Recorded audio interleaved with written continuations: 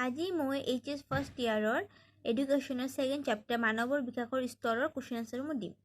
তো year first কুৱেশ্যনটো আছে শৈশৱকাল বুলিলে কি বুজায়, এনচাৰটো দিয়া ধৰণে লিখিব।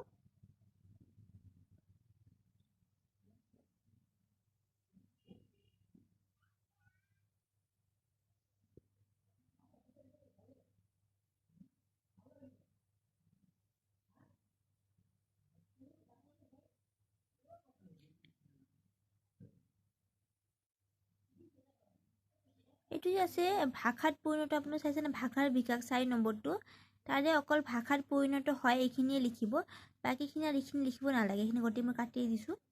তো ভাষাত পৰিণত হয় বুলি লিখিলে হ'ব এইটো এনচাৰ।